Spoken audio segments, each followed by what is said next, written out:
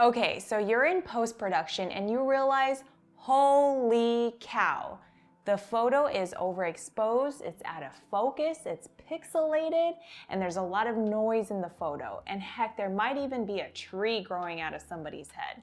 These are some of the things that some new photographers may experience in their very first shoot. I recently visited my brother, sister-in-law, and nephew in Arizona, and I thought it would have been a great opportune time and moment to have a family photo shoot with them. I get to practice my skills as a first-time photographer, and in return, they get a free family discount. Win-win.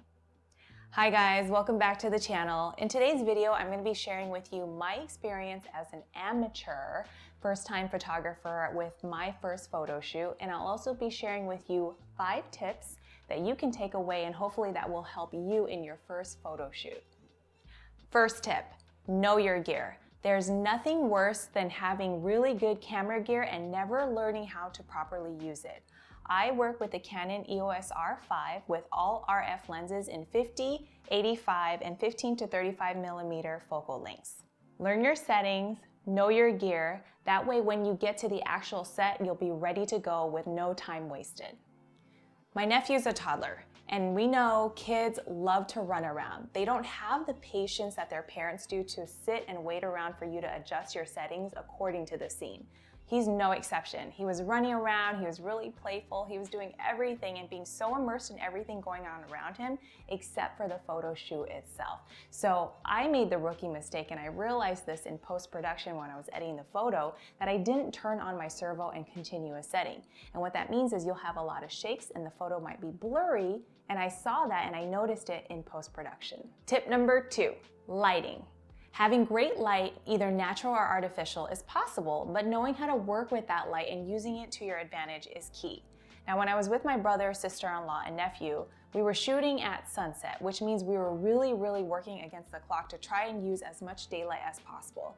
I prefer to use natural setting and natural lighting because I don't have to fuss with gear. I don't have to fight with the light coming down unless I really prepared to go on set and have time to set up. But because we didn't, I used whatever light I could to prepare for the shoot. Now, in post, I realized my photos were all noisy. And what that means is I realized I didn't have the exposure triangle correctly. My ISO was way too high, which introduced a lot of noise. My aperture, I had stopped down way too much, and my shutter speed was incredibly slow. So just be sure that you pay attention. The fundamentals of photography, these 3 things, the exposure triangle. Get your aperture, get your shutter speed, and get your ISO correct. Tip number 3, go location scouting, do your research, have a vision with and for your client. It's so important before showing up to a set that you check out the area that you are going to be having your photo shoot. This means that you're better prepared and maximizing the time that you have with your clients.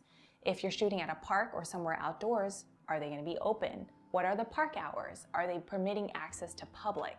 From the parking lot to the trail, is there a bit of a long hike that the clients have to think about? Do they need to bring extra shoes? So be sure that you do your research prior to going to a destination and let them know what they have to expect. So for our shoot, we saw a really cool place. It was like a rock or red rock country club or something there or other in the background. We thought it was perfect idea and a perfect location for us to go shoot as a background. So when we arrived on location, we got there a little bit before they did. We saw that there wasn't quite a trail, there was a bit of a hilltop, and it was a perfect location for mom, dad, and baby to be able to shoot. There wasn't much of a hike. Mom didn't need to bring extra pair of shoes, so we were all set and we were perfectly fine. Okay, tip number 4. A lot of people are much like me where they would prefer to be behind the camera, so they might find it a little uncomfortable and uneasy to be in front. So it's very important when it comes to posing that you have a sense of direction and know how to guide them. The last thing you want to do is sit in post-production and look at the photo and think, wow, this client looks very awkward, or make them feel awkward, or they're just not happy with the direction that you were giving them or showing them how to pose or telling them how to pose.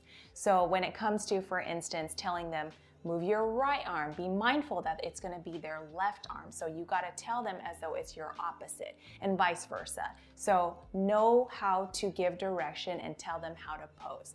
And also when you're working with families, especially doing solo photo shoots with just kids where the parents step out of the scene, it's so important to use the parents to your advantage because your focus should be on getting the right photo and the child in focus. So you'll have mom and dad help you in the behind the scenes and tell them, hey mom and dad, can you be sure to direct, Dan or baby or Cheryl or whatever the kid's name is, and let them know to get their attention so that way you can focus on taking the photo and you're not trying to juggle getting the kids' attention while trying to take their photo at the same time. So it's really important to have mom and dad help you while you're taking the photo shoot of the child.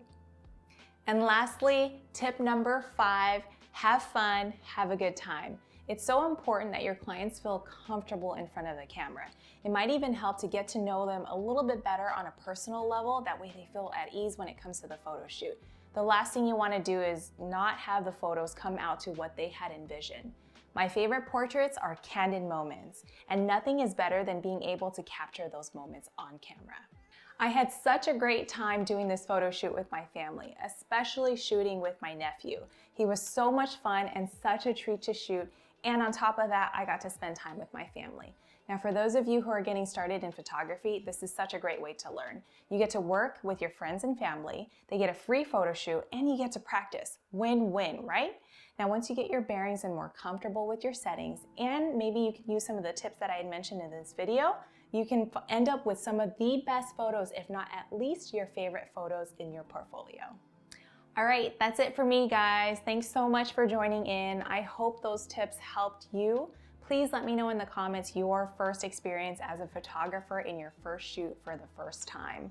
In the meantime, stay healthy, stay well, stay connected, be kind to one another, and I'll catch you guys in the next one.